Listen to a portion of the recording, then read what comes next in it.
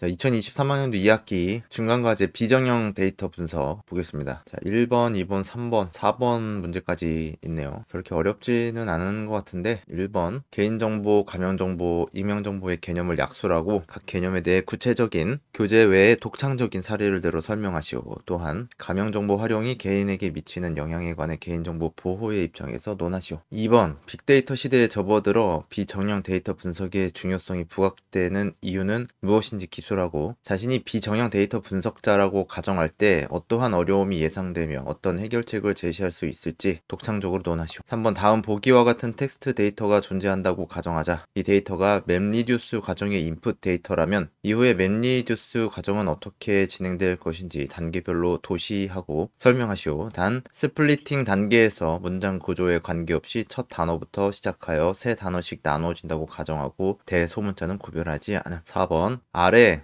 알베스트 및 디플라이알 패키지를 이용하여 웹페이지, 교재 사례 외 텍스트를 읽어오는 코드를 작성하고 실행 결과를 제시하시오. 단 과제 작성일을 명시하고 당일 최신 갱신된 웹페이지의 내용을 읽어와야 합니다. 자, 이렇게 돼 있고 글만 4페이지 정도 써야 된다. 서술형으로.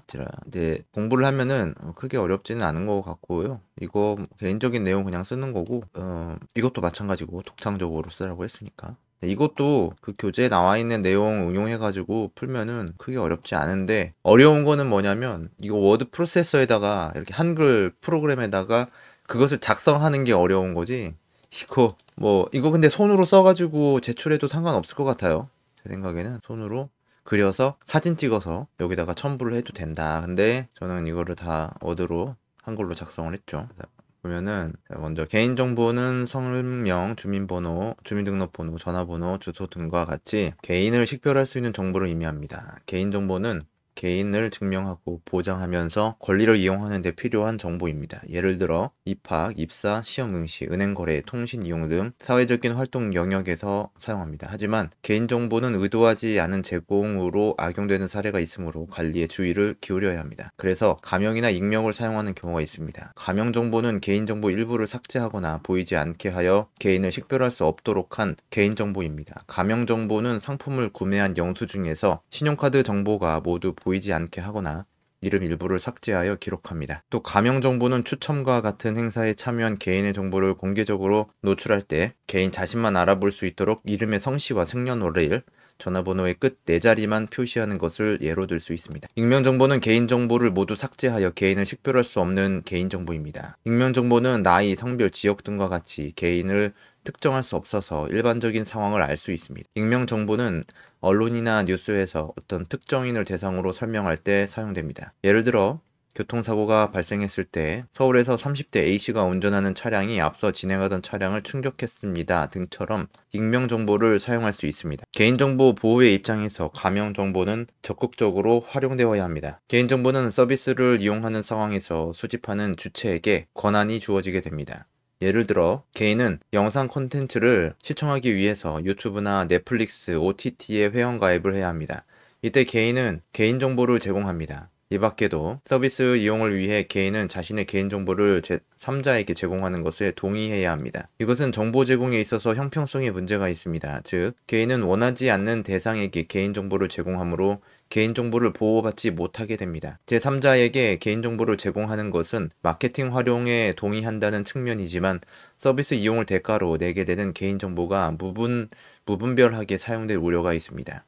특히 개인정보가 어떻게 사용될지 모르는 상황에서 개인이 악영향에 대해 대처할 수도 없을 것입니다. 사회적으로 많은 문제가 되는 전화 금융사기와 같은 범죄에 노출될 수 있으며 개인정보가 범죄를 위해 이용될 수도 있습니다. 따라서 개인정보는 더욱 보호되어야 합니다. 개인정보보호법이 새로 만들어졌지만 실질적인 개인정보 보호는 바뀌지 않은 것 같습니다. 그래서 특정 서비스를 이용할 때도 가명정보를 사용할 수 있어야 합니다. 예를 들어서 개인이 심리상담을 받는 경우가 있습니다. 심리상담을 받기 위해서는 이름, 나이, 성별, 전화번호, 주소 등 모든 개인정보를 제공합니다. 반면에 상담사의 정보는 아무것도 알 수가 없습니다. 심지어 상담사가 기관에만 있을 뿐 자격 여부와 전문성을 확인할 수가 없습니다. 심리상담의 주요한 목적은 개인의 심리 상태에 따른 문제 해결입니다. 심리상담에서 이름과 같은 개인정보는 간접적으로 영향이 있을 뿐 상담에 직접적인 영향을 미치기가 어렵습니다. 그래서 이런 경우에는 실질적인 상담에 중점을 두어야 합니다. 내담자의 개인정보를 보호하기 위해서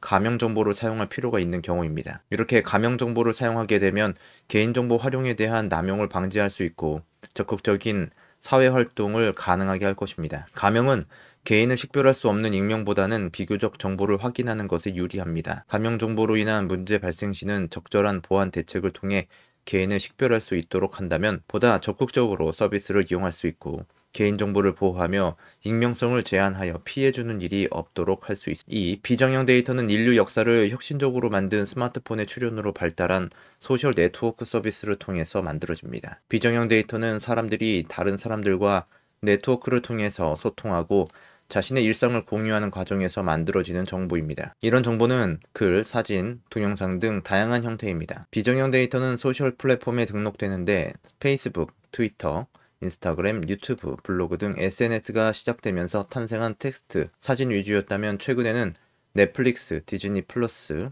쿠팡 플레이 등 동영상을 기반으로 하는 OTT 서비스와 구독을 통해 시청할 수 있는 개인 방송 및 스트리밍 형태의 미디어입니다. 빅데이터 시대는 이러한 미디어가 증가하여 대용량, 볼륨, 다양화, 버라이어티, 신속성, 벨로시티 등을 토대로 데이터가 축적됩니다. 미디어를 기반으로 하는 지식 정보가 부가가치를 생산하고 경제적 성장을 가능하게 한다는 것이 증명되고 있습니다. 이런 상황에서 빅데이터 분석, 특히 비정형 데이터 분석은 미디어 산업의 미래를 예측하고 비전을 제시하기 위해 중요한 사안입니다. 즉, 비정형 데이터는 개인에 의해 생산되고 공유되고 있는 가운데 그동안 어떠한 패턴이나 방향성을 가지고 있을 것입니다. 이런 형태를 분석하여 데이터 마이닝이나 데이터 시각화를 통해 표현할 수 있다면 비정형 데이터를 통해 우리는 새로운 가치를 창조할 수 있을 것입니다. 비정형 데이터 분석자는 비정형 데이터가 대량으로 생산되고 있는 가운데 가치 있는 정보를 찾아낼 수 있어야 합니다. 비정형 데이터 분석자는 유의미한 가치를 판별하기 위한 능력을 갖추는 것이 먼저 필요합니다. 그런데도 분석자는 정보를 찾아내는 데 어려움이 있습니다. 비정형 데이터는 사진이나 영상과 같은 시각화 자료뿐만 아니라 텍스트가 대부분이므로 형태를 규정하기 어렵습니다. 인공지능이 발달하면서 검색이 가능해지고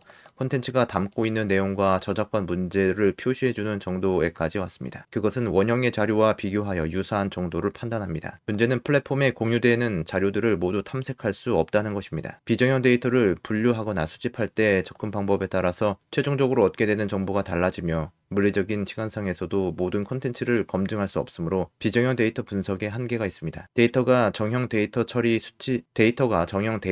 수치적이거나 일정한 순서가 있다면 표본 수집을 통해서 대표성을 찾을 수 있습니다. 그러나 미디어는 현실처럼 항상 움직이고 있으므로 특정한 시점의 상태를 측정할 수가 없습니다. 또 콘텐츠는 단순하게 시간을 소비하는 내용으로 구성됩니다. 이것은 콘텐츠가 소비되어야만 제작자에게 수익이 생기기 때문입니다. 콘텐츠는 사람들에게 쉽게 호감을 불러일으키고 자극적으로 제작되는 경향이 있습니다. 이런 내용은 교육적보다는 오락적인 측면에 가깝습니다. 오락적인 콘텐츠는 소비할 뿐 지식이나 정보가 되기 어렵습니다. 예를 들어 예능과 오락, 드라마를 시청한다고 해서 우리의 삶이 발전되는 것이 아닙니다. 오히려 특별한 현상을 일반화하거나 오해와 편견을 갖게 합니다. 사람들의 일상적인 이야기를 전달하는 비정형 데이터는 사람의 일상 영역 안에 있으므로 예측할 수 있습니다. 그래서 의미 있는 정보를 찾는 과정은 불필요한 자료들이 많아지는 만큼 더욱 어려워질 것입니다. 비정형 데이터 분석자의 목적은 의미 있는 정보를 찾아내는 것입니다. 비정형 데이터는 일반인이 소비하는 내용이 많아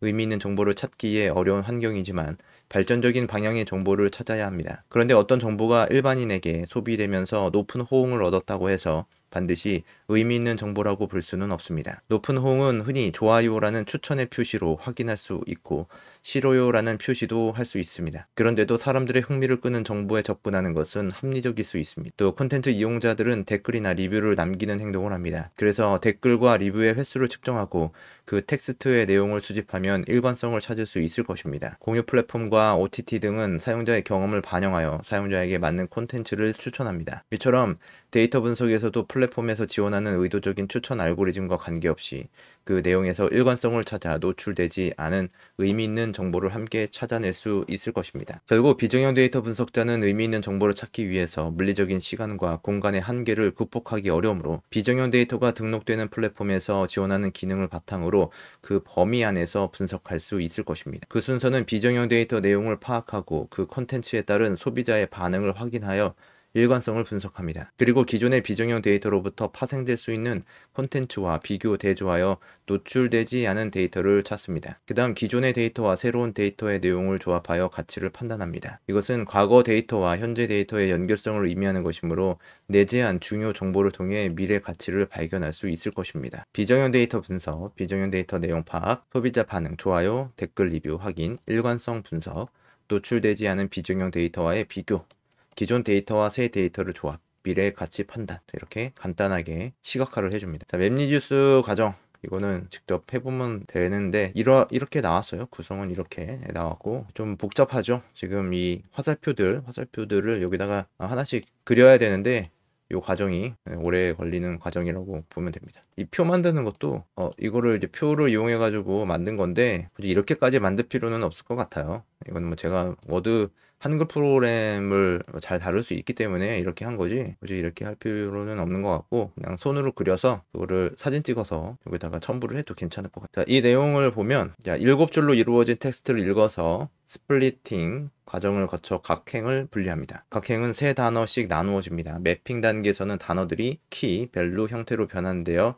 출력이 이루어집니다. 즉 this is a 행은 this, 1, is, 1, a, 1 형태로 변환됩니다. 이렇게 모든 행에 대해서 매핑을 거치면 각 단어와 빈도수를 알 수 있습니다. 슈플링 과정에서 표현되는 difficult 가로 1, 1, 가로는 각 행에서 difficult 단어가 3개가 있다는 의미입니다. 이것은 reducing에서 difficult 3으로 표현됩니다. difficult 단어는 3개, easy 단어는 3개, problem 단어는 2개, this 단어는 3개이며 나머지 단어는 각각 1개씩입니다. 아웃풋에서는 개별적으로 구분했던 단어와 빈도수를 같은 텍스트 데이터로 출력합니다. 이렇게 해서 끝났을 때 해주면 되고 4번 2023년 8월 30일에 작성을 한 거고요. 여기 URL은 BBC 이렇게 여기에 BBC에서 제공하는 영어 학습에 관한 페이지입니다. 그래서 인스톨 패키지 RBEST하고 인스톨 패키지 디플리 R 그리고 라이브러리로 불러와야 되겠죠. RBEST